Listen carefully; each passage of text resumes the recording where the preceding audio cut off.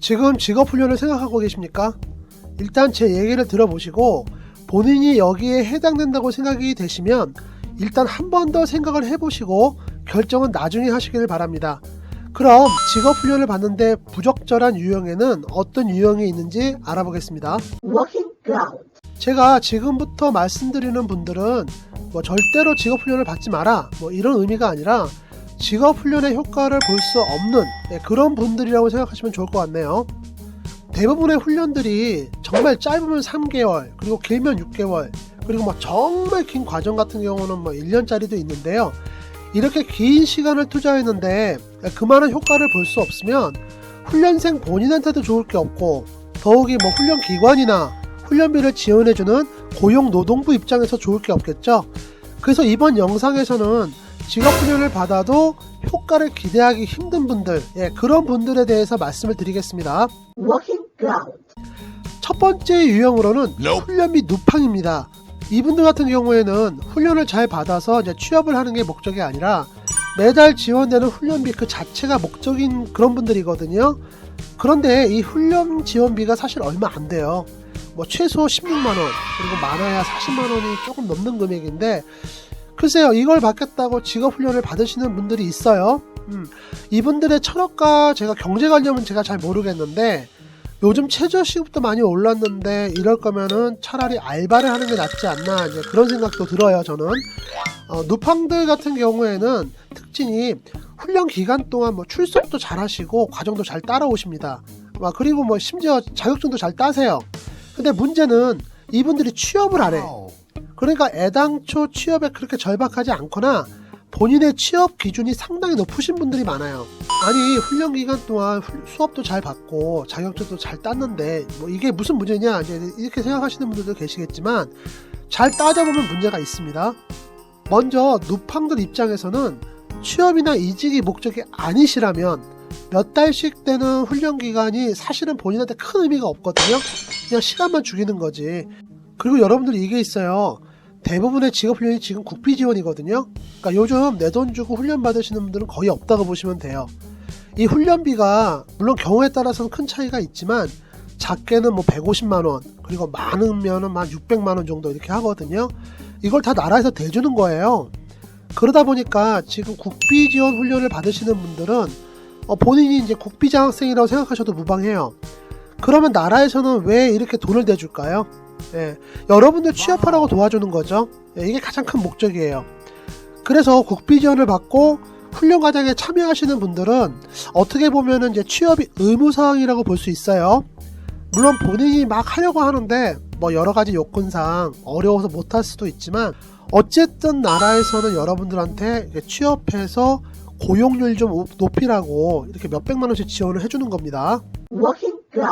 그런데 이분들처럼 훈련을 마치고 이제 자의적으로 취업을 안 하시면 나라 입장에서는 이제 훈련비를 하늘에 뿌리는 거죠. 그랑 똑같은 효과예요. 그러면 이제 막 훈련 기간을 쪼는데요. 직업훈련기관은 또 상급기관에서 쪼임을 받으니까 이분들을 어떻게 해서든지 이제 취업을 시키려고 노력은 해요. 하는데 이게 그 당사자가 이제 그닥 절박하지 않으니까 잘 안 되는 거죠. 그러니까 결론적으로 이분들, 그러니까 루팡 같은 분들 경우에는 본인한테도 좋을 게 없고, 시간만 죽이니까, 그리고 이제 고용노동부나 이제 훈련기관을 다 같이 어렵게 만드시는 이제 그런 분들이에요. 그래서 저는 이런 분들에게는 본인이 그닥 절박하지 않으시고, 아직 콕 집어서 내가 하고 싶은 일이 없으시다면, 정말 절박한, 다른 사람에게 훈련 기회를 좀 양보하시기를 추천드립니다. 자, 두 번째 유형은요.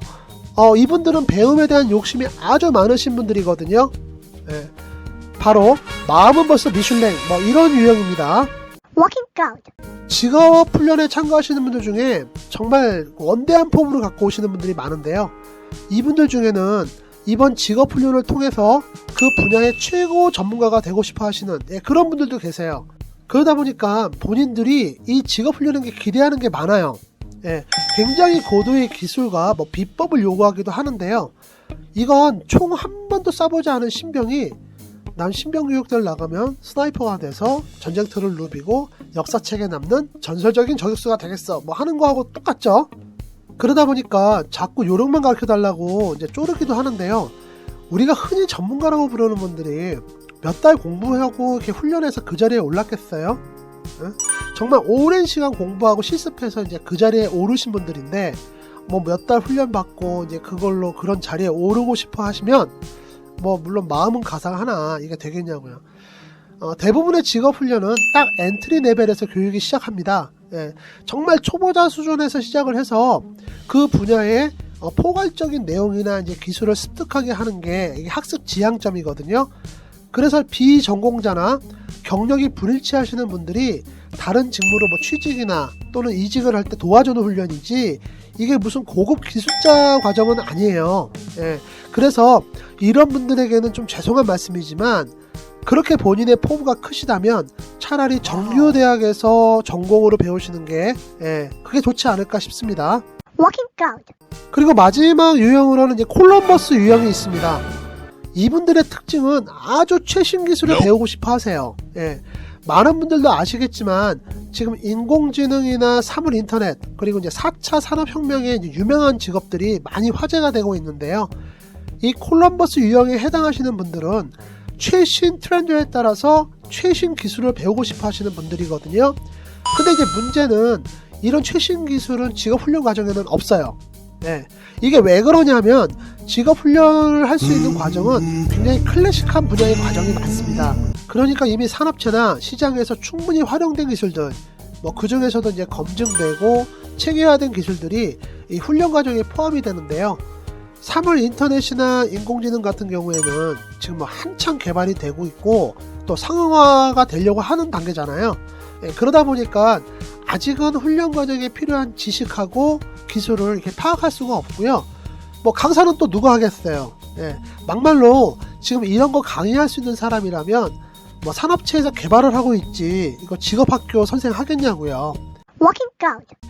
사정이 이러다 보니까 이분들은 본인이 배우고 싶은 과정과 이제 유사한 과정을 찾아서 이렇게 훈련을 받는 경향이 있는데 이게 나중에 가면 이제 시시한 거지. 그러다 보니까 이분들은 훈련에 중도 탈락이 많아요. 어차피 나중에 좀 도움이 되겠지 하고 배우시다가 본인의 욕구 충족이 안 되고 좀 이렇게 구닥다리 기술 같으니까 의욕상실로 이어지는 거죠. 이런 콜럼버스 유형 같은 경우에는 저도 뭐 딱히 답이 없네요. 제일 좋은 건 지금 뭐 구글이나 앱송 같은 회사에 뭐 인턴 같은 걸로 취직하시면 좋은데 글쎄요. 자, 이번 영상에서는 직업훈련을 받았을 때 서로 좋은 효과를 기대하기 힘든 그런 유형 3가지에 대해서 말씀을 드렸고요. 이 다음 영상에서는 꼭 직업훈련을 받아야 하는 유형 3가지에 대해서 말씀을 드릴게요. 시청해주셔서 감사하고요. 여러분들 화이팅 하세요.